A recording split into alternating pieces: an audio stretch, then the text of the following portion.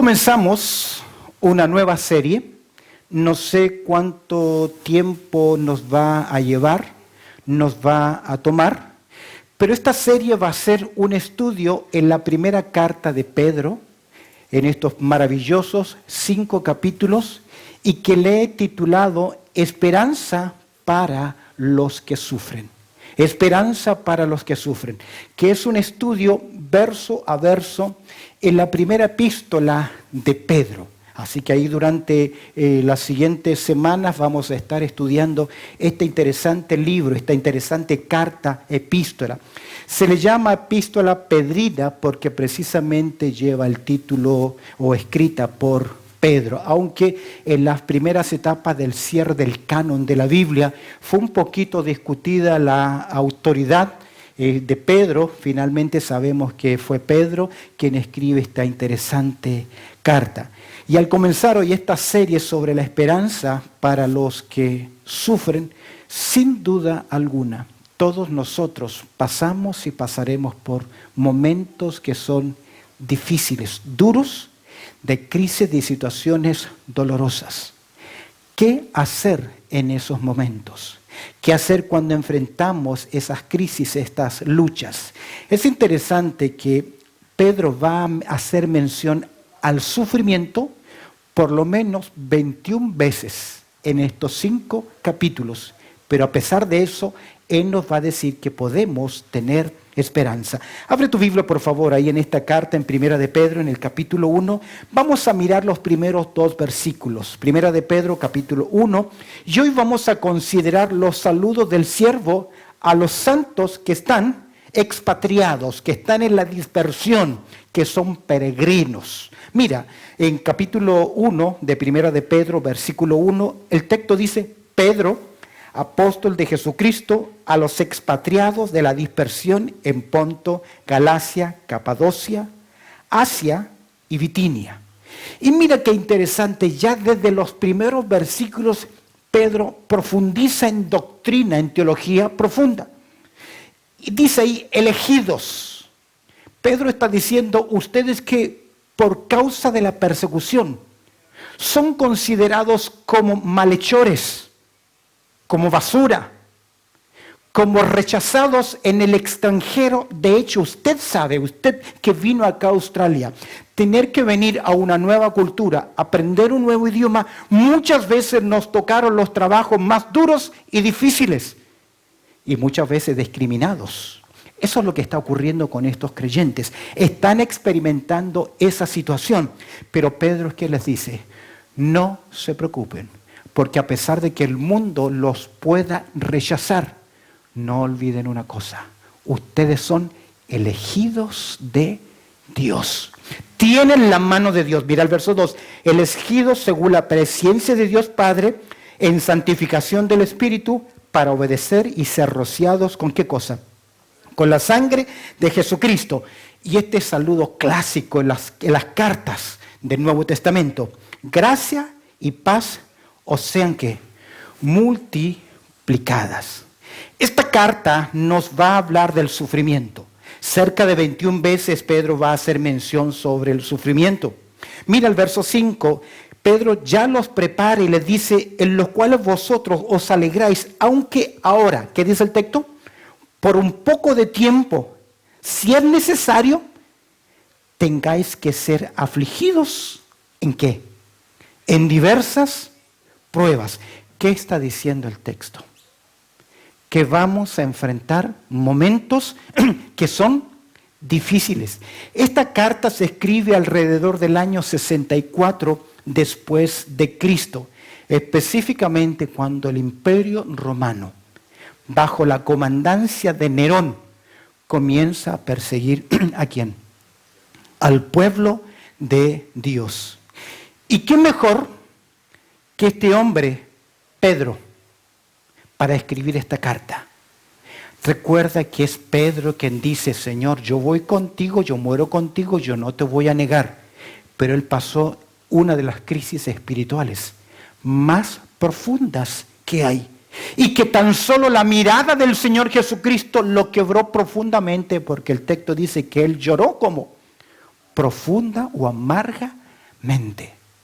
Quien entiende el dolor y el sufrimiento aún de las caídas es aquel que el Señor Jesucristo le encarga una cosa: apacienta mis ovejas.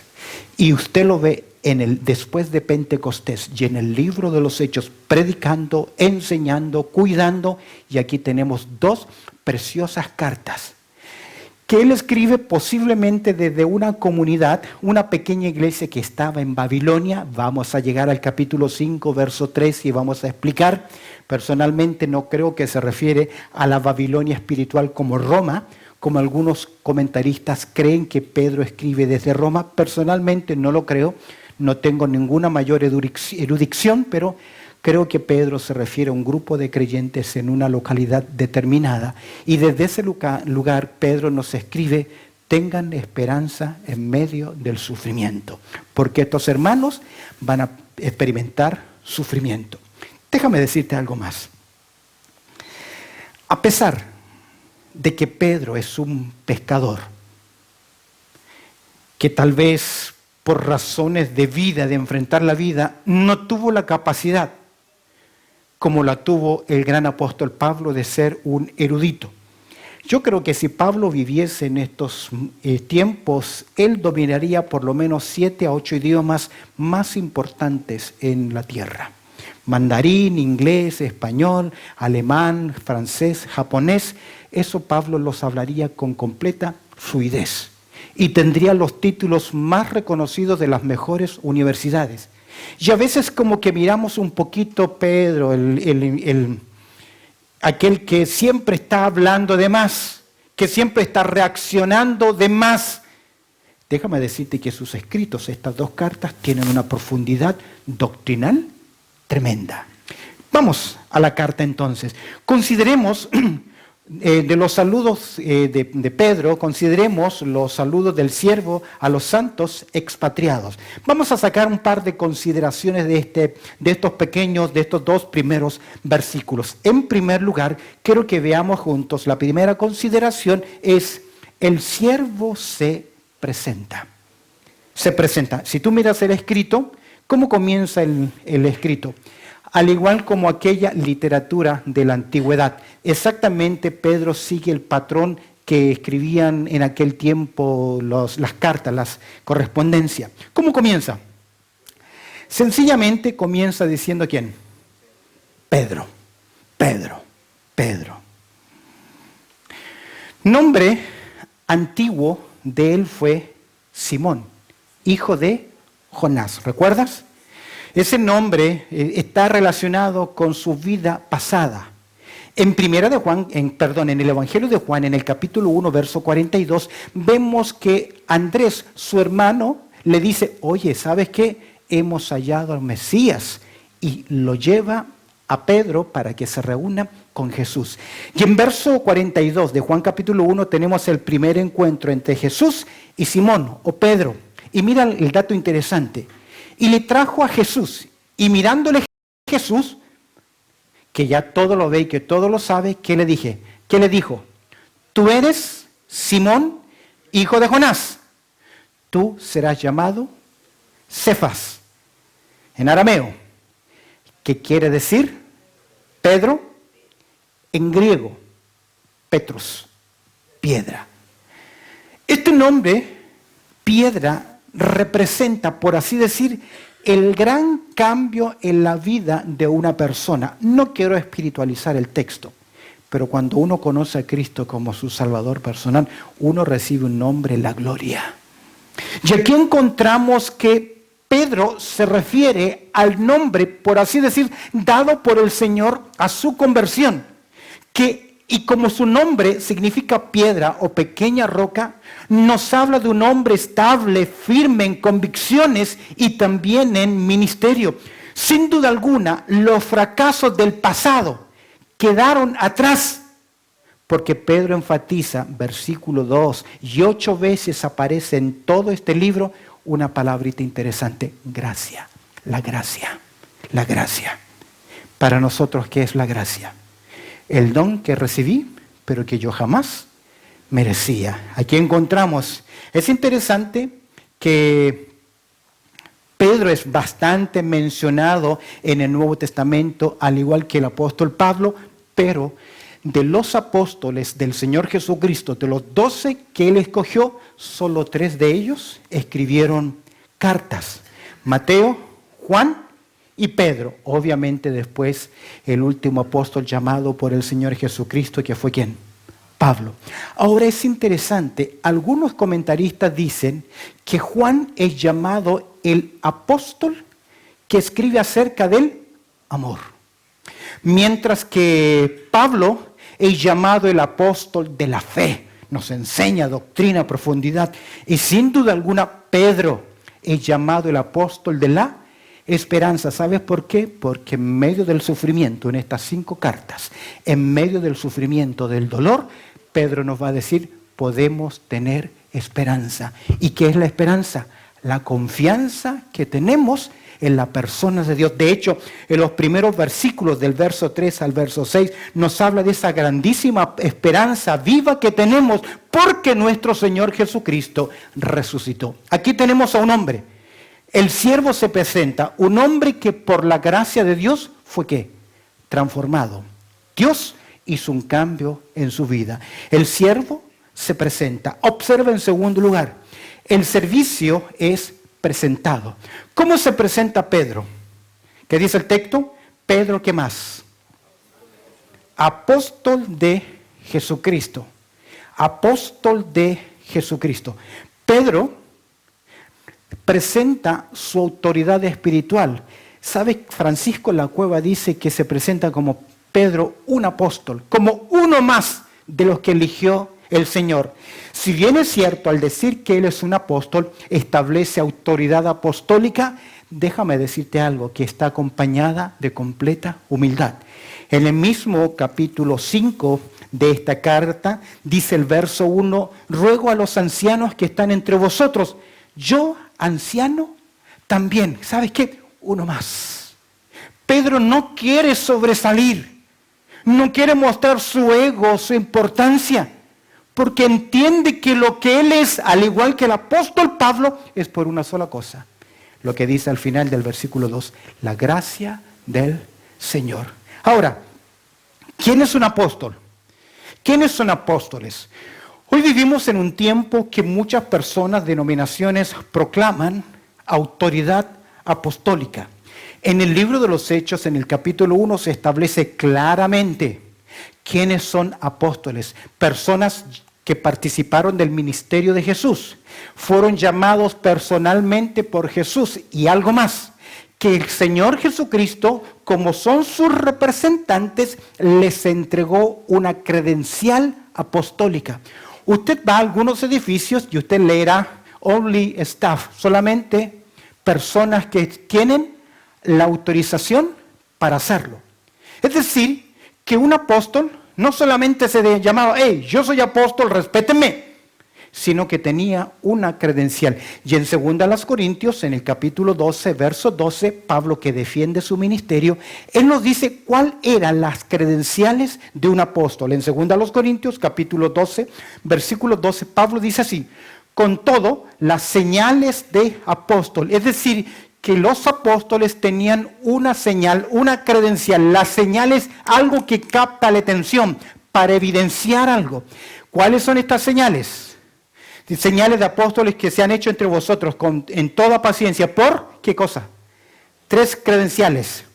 Señales, prodigios y ¿qué más? Milagros. Tú verás esto a través del Nuevo Testamento, que se evidencia que alguien es un apóstol porque tiene estas señales. Y ellos tuvieron una finalidad. Como eran los representantes visibles de Cristo en la tierra, el Señor les entregó la revelación y ellos debían ¿qué? Escribir. Por eso Efesios capítulo 2, verso 20 dice que ellos pusieron la enseñanza fundamental y nosotros hoy sobreedificamos, no ponemos fundamento sobre la doctrina de los apóstoles. Mirando nuevamente el texto, Pedro dice que él es un apóstol. Pero es un apóstol ¿de quién? De Jesucristo. ¿Qué está diciendo eso? Yo no fui a un colegio, a un seminario, y luego de 3 años, luego de 4 años, me gradué con el título de apóstol. Yo he sido maestro y el Señor por su gracia me ha permitido enseñar en un seminario bíblico por algunos años, pero siempre debemos decir esto: el seminario no hace a los siervos, ni tampoco le entrega el título del llamado del Señor, aunque algunos se han presentado. Yo recibí el título de reverendo y me tienen que reconocer como reverendo. Escúcheme bien, el llamado solamente es de ¿quién? Es del Señor, y eso es lo que dice Pedro. Es por eso que en el libro de los Hechos lo vamos a ver, que da testimonio de ¿quién? De Cristo Jesús. Y predica el evangelio de ¿quién? De la persona de Cristo Jesús. ¿Y por qué lo hace? Porque Jesús le dice: hey Pedro, yo quiero que tú apacientes mis corderos. En Juan capítulo 21, verso 15 al 17, le dice: apacienta, guíalos, dales de comer, pastorea mis ovejas. Y esto es importante: el siervo se presenta a pesar de que él negó al Señor Jesús. Normalmente, ¿qué nos causa a nosotros un problema, una dificultad? Honestamente, ¿qué hacemos? Lo descartamos. Pedro negó 3 veces al Señor con maldición, y un par de días después le está preparando una comidita y le pregunta a Pedro: Pedro, ¿me amas? ¿Me amas?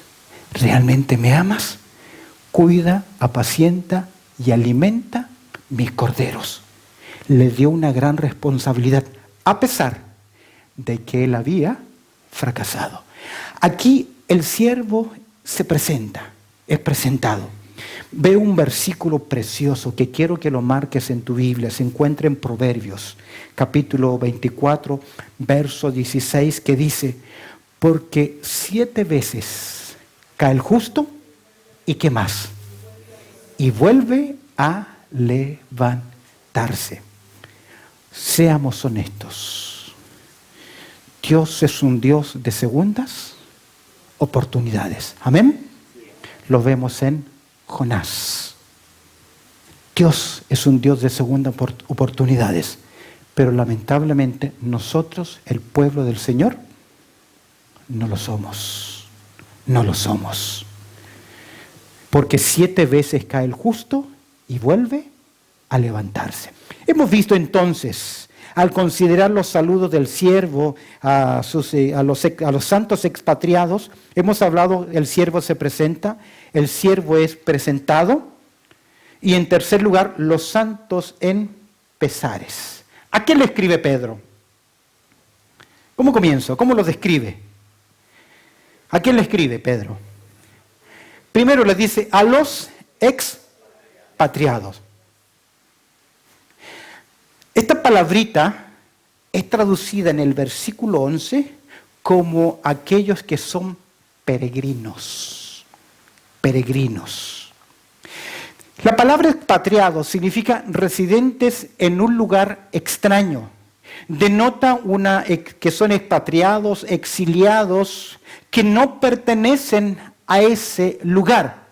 Sin duda alguna es una buena descripción, ya que Pedro más abajo en el versículo 11 dice: amado, yo os ruego como a extranjeros, y la misma palabra, expatriados o peregrinos.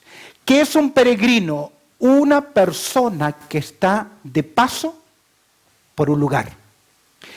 Francisco Lacueva, un comentarista, maestro de Samuel Pérez Millos, él comenta que esta palabra, parepídemos, significa aquella persona que va pasando por un pueblo o un sector que tiene una epidemia y que sigue de largo para no contaminarse. Ad hoc con la situación que estamos viviendo en estos momentos, pero describe ese andar del creyente, que como dice nuestro Señor Jesucristo en Juan capítulo 17, estamos en este mundo, pero ¿qué? No somos de este mundo. Y así como Francisco Lacueva describe, ve a un pueblo, un sector que está en una epidemia, y para no contagiarse, ¿qué hace? Sigue de largo. En Romanos capítulo 12, Pablo dice en el versículo 2, no os conforméis a este siglo, porque Jesús oró: no te pido que los quites del mundo, sino que los guardes del mal.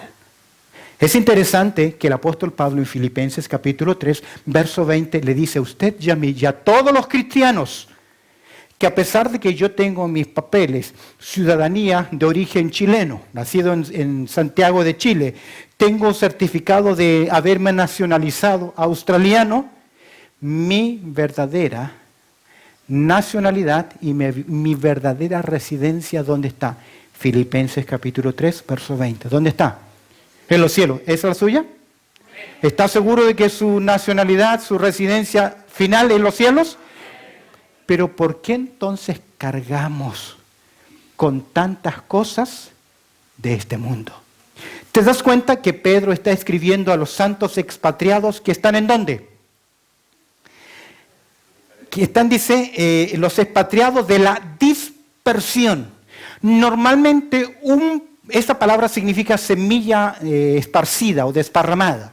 Normalmente el hombre que sembraba el trigo o alguna semilla hacía un surco con el pie y luego la iba arrojando para que esa semilla cayese en esa tierra y luego la pisoteaba para que quedara bajo tierra.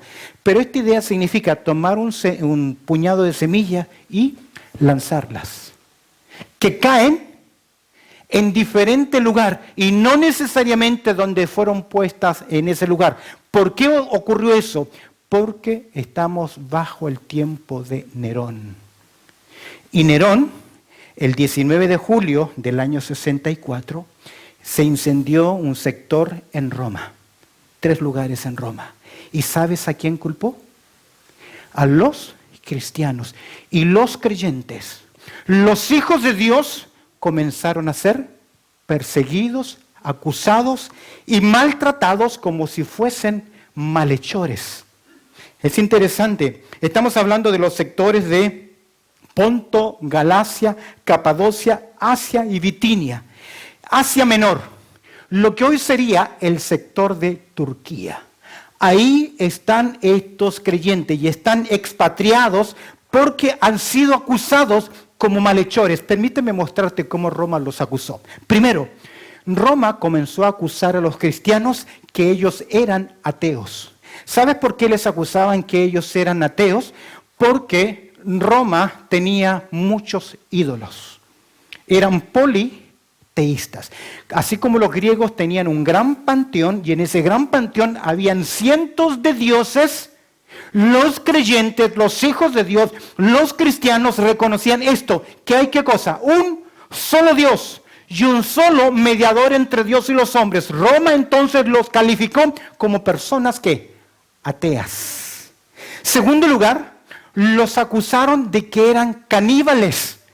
¿Por qué? Porque los discípulos de Cristo siguieron la enseñanza de Jesús, la cena del Señor, donde se declara, esta es mi carne que por vosotros es partida y esta es mi sangre que por vosotros es vertida. Por eso acusaron a los creyentes que ellos tenían prácticas caníbales.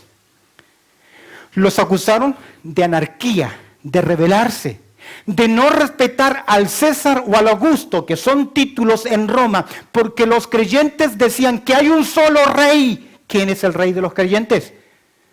Cristo Jesús, no los escuché, Cristo Jesús. Eso es lo que ellos proclamaban, ya él le cantaban, por lo tanto fueron acusados como de anarquista, de anarquía. Los acusaban de prácticas incestuosas. El incesto es relaciones sexuales entre la familia. ¿Por qué? Porque cada vez que ellos se veían, se saludaban con un beso y ¿cómo se llamaban? Hermanos, hermanos. Entonces Roma, buscando acusaciones, estos son ateos, son caníbales, son anarquistas o practican anarquía, practican incesto y los acusaban de que llevaban un mensaje de juicio. Obviamente los cristianos sí hablaban acerca del fuego eterno, la condenación. Jesús lo dijo, el que cree en el Hijo tiene la vida, pero el que no cree en el Hijo no verá la vida, sino que la ira de Dios está sobre él y en cierta forma la humanidad se divide en 2 grupos. Hijos de Dios, hijos de Satanás, salvos o condenados, o para el cielo o para el infierno. No hay cuasi salvos, No hay término medio, no hay purgatorio, no hay este tipo de enseñanzas porque se estableció un cielo y un infierno.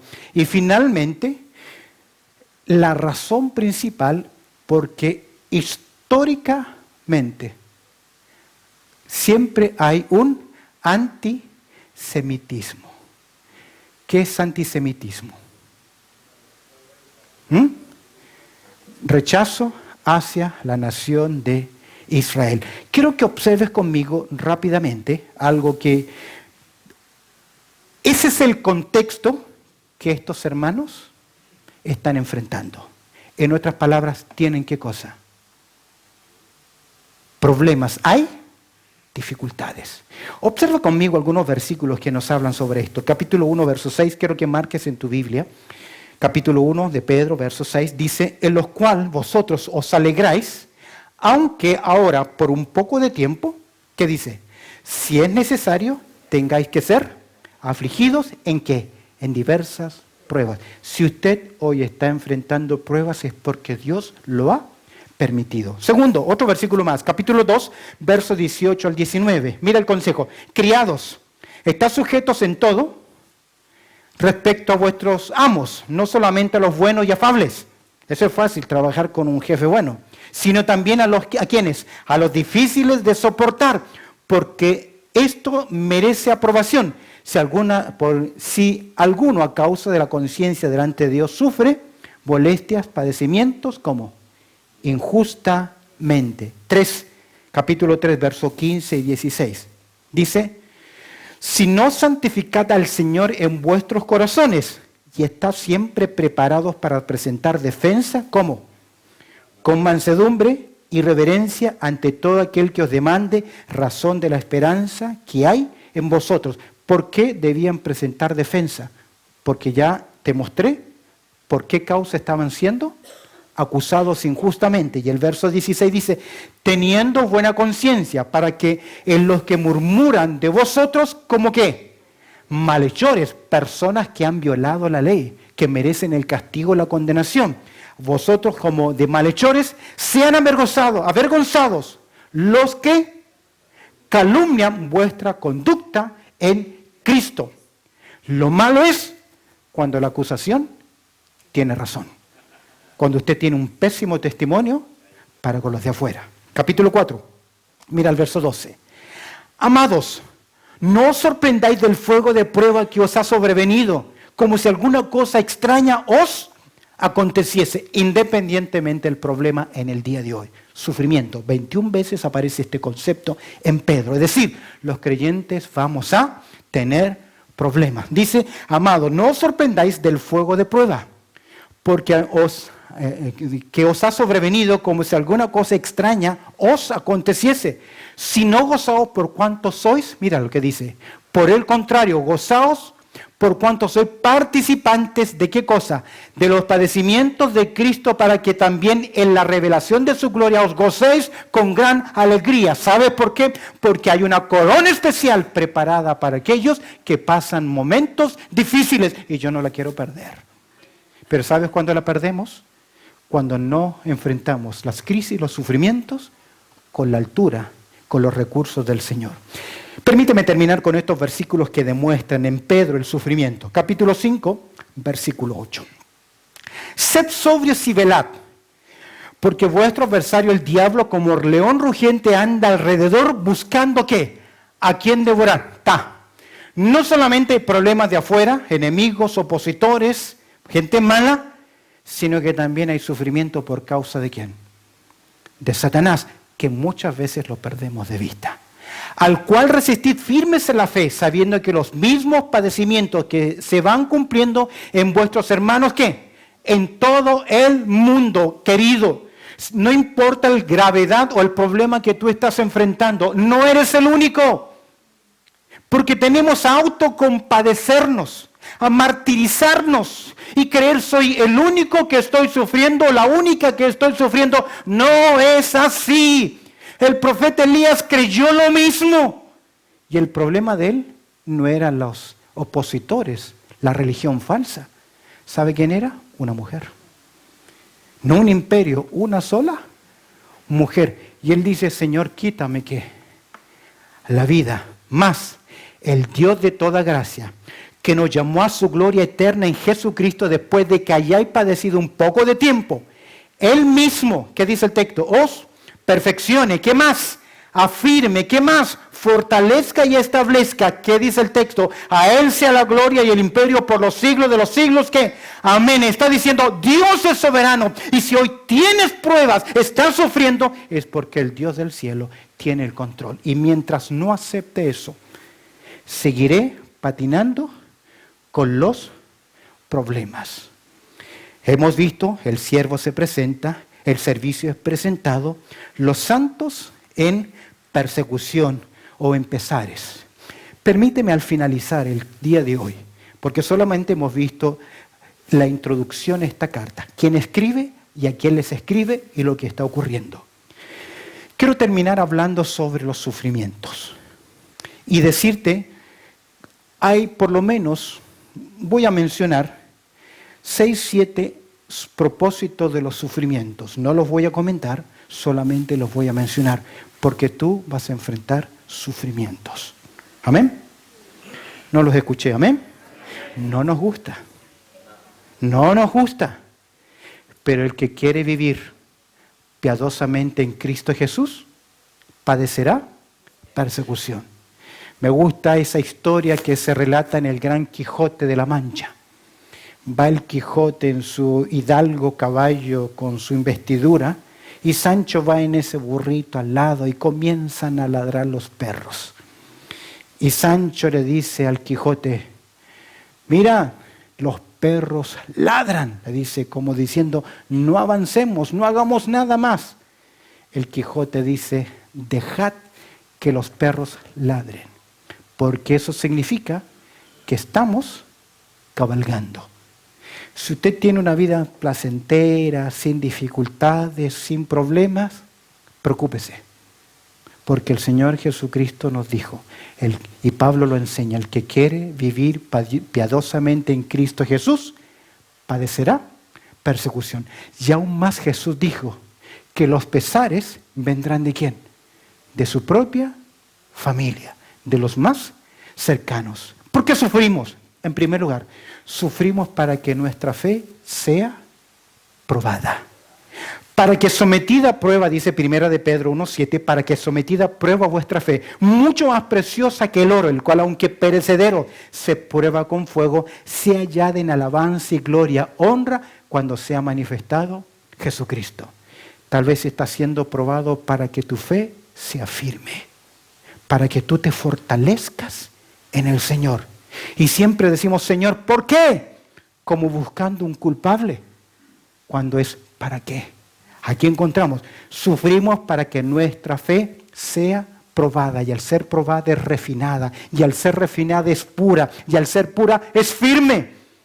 Segundo lugar, sufrimos para desarrollar nuestra capacidad de confortar a otros. Yo diría acá, sufrimos por la culpa de otros, no por lo que otros nos hacen, sino que a veces Dios, como te quiere usar, primero te prepara y permite en tu vida sufrimientos duros.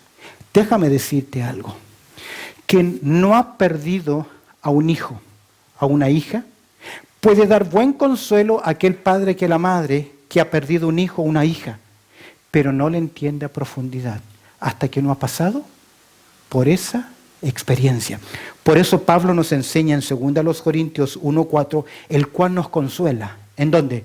En todas nuestras tribulaciones. Es decir, a veces Dios trata con algunos directamente, contigo directamente, con el fin de Dios tratar a otras personas, pero a través de ti. David Jeremiah cuenta en uno de sus sermones que él tuvo una etapa muy difícil de cáncer en su vida. Y le escribían notas y predicadores le llamaron. Pero cuando él se recuperó de esa etapa, él pudo decir, yo ahora entiendo a aquellas personas donde el médico le dicen, usted tiene cáncer. Yo ahora entiendo esas emociones.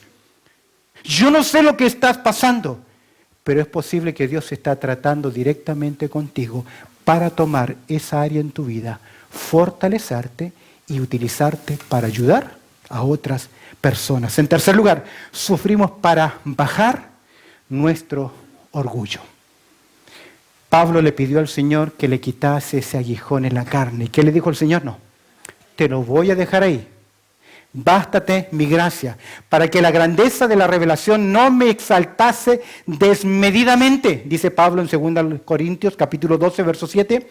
Me fue dado, ¿qué cosa? Un aguijón en mi carne, un mensajero de Satanás que me abofetee, para que no me exaltezca, no me enaltezca sobremanera. A veces Dios nos humilla y nos quiebra y nos corta para que aprendamos una cosa. Si me vas a servir, te quiero humillado. Porque cuando Dios te humilla y te usa, la gloria no es tuya. La gloria de quién es de Dios. Y aunque los demás digan qué lindo, qué dones, qué capacidades, Dios te conoce. Es por eso que la Biblia dice que el crisol prueba la plata y la hornaza al oro, y al hombre la boca del que lo alaba. Y a veces Dios permite pruebas en tu vida para humillarte. En cuarto lugar, sufrimos para que podamos recordar que Dios está interesado en nosotros. Si no tienes problemas, si no hay dificultades y no estás andando bien, yo me entraría a preocupar. Hebreos capítulo 12, verso 6 dice, porque el Señor al que ama, ¿qué hace? Disciplina y azota a todo aquel que recibe, ¿qué? Por hijos. Si soportáis la disciplina, Dios os trata como a hijos. Porque ¿qué hijo es aquel a quien el padre no disciplina? Un padre desinteresado. Un padre que no le interesa la vida de su hijo. Sufrimos para que podamos recordar que Dios está aquí. ¿Interesado en quién? En nosotros. Es por eso que Santiago dice, tened que, por sumo gozo, sufrimos para que aprendamos a analizar nuestras vidas. Job dice, capítulo 34, verso 32, enséñame tú lo que yo no veo. Si hice mal, no lo haré más. Es posible que tu sufrimiento sea porque aún no estás mirando dentro de tu corazón. Es la tendencia natural. Jesús lo ilustró. Nosotros nos fijamos en la paja del ojo ajeno, en los errores de los demás. Ahora, analizarse a sí mismo no significa, hoy tengo este problema. No, señores. Es cómo enfrento esos problemas, cómo enfrento esa debilidad, cómo enfrento esa carnalidad, cómo enfrento ese problema. Sexto, sufrimos para ser motivados a buscar a Dios, ¿qué?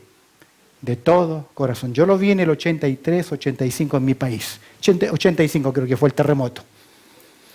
Durísimo, fuertísimo. Yo salí a las calles, estaba en la iglesia, un edificio de 2 pisos, y yo veía que las murallas arriba se juntaban.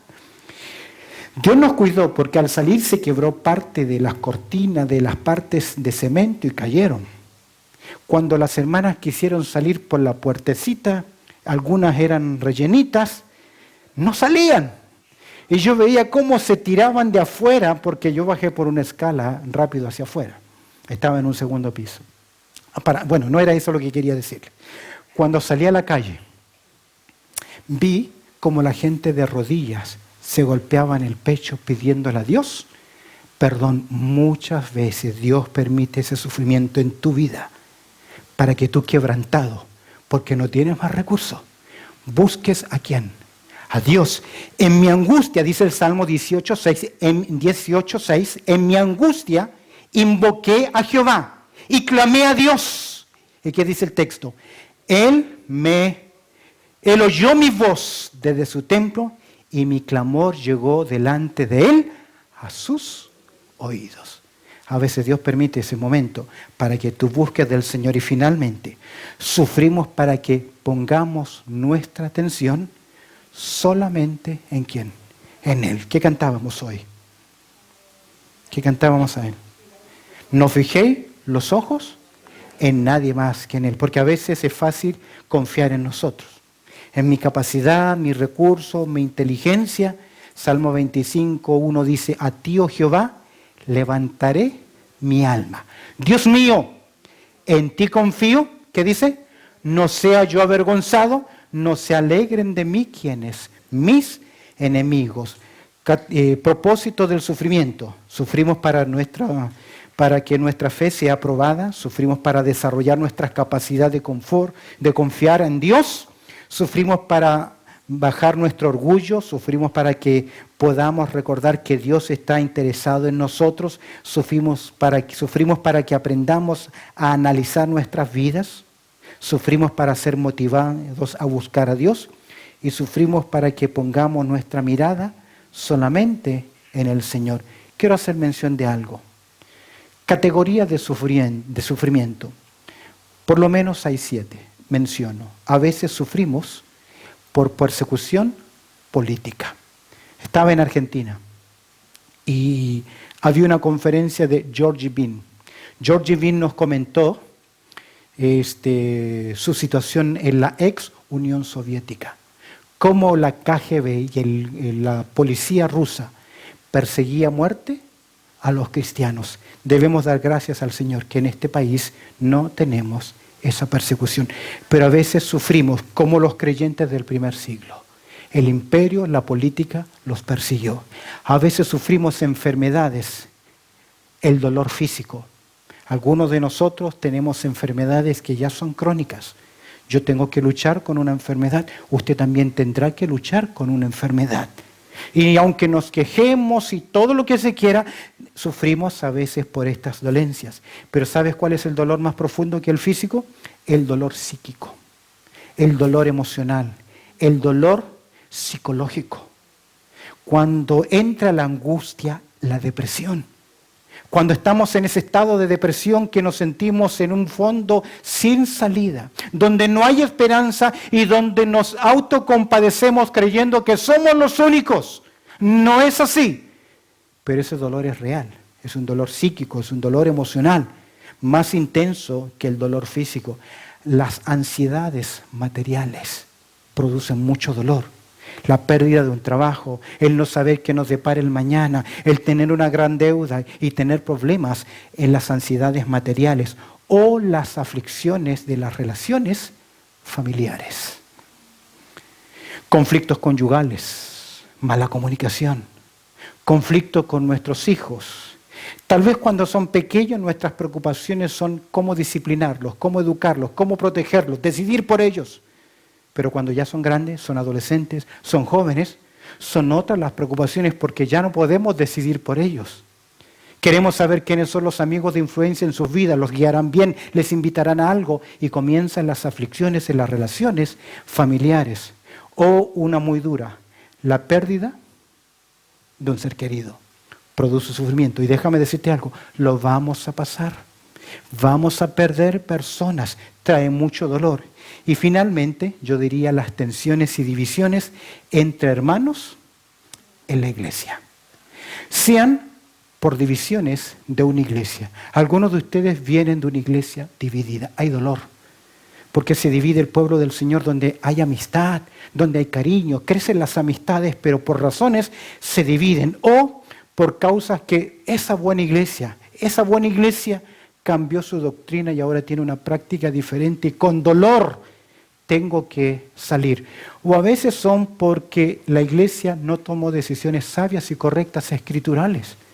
O a veces están los conflictos entre los propios hermanos o líderes. ¿Qué produce eso? Dolor y sufrimiento. ¿Qué nos dice Pedro? Conclusión. Debemos vivir la vida cristiana donde estemos con dignidad. Donde estemos. No hay un lugar ideal. Ese lugar está en el cielo. No hay una iglesia ideal, porque si la encuentra, no entre, dejará de serlo. Debemos vivir la vida cristiana donde estamos ¿con qué? Con dignidad, con altura, con convicción. Segundo lugar, en las cosas duras y difíciles, créame, usted va a crecer. No va a crecer de otra forma. ¿Quiénes pueden dar testimonio que después de haber pasado una etapa de duros sufrimientos, pruebas difíciles, después de salir, su fe finalmente fue más fuerte? ¿Cuándo no lo es? Cuando no respondemos con altura cristiana al llamado o los desafíos del Señor. Los saludos del siervo ¿a quiénes? A los santos expatriados y diríamos ahora que están en sufrimiento. Pregunta, ¿usted está pasando por momentos difíciles? Levante su mano, ¿usted está pasando por momentos difíciles? Ajá, ¿va a pasar por momentos difíciles? Pedro le escribe una carta a usted. Próximo domingo tiene que traer leído. Toda primera de Pedro. Porque hay esperanza para los que están en medio de sufrimiento. ¿Cuál es?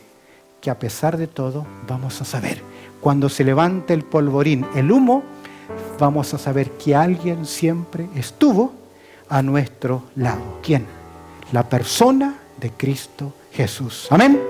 Esperanza para los que están en sufrimiento. Bendito Padre Celestial, te agradecemos, Señor, por tu amor, por tu cuidado, porque tú eres bueno. Y nos permite, Señor, a un grupo de tus hijos poder celebrar tu presencia. Y te pedimos, Señor, que tú añadas tu bendición a la consideración de tu palabra en el día de hoy. Pues oramos a través del precioso nombre de Cristo Jesús. Amén y amén.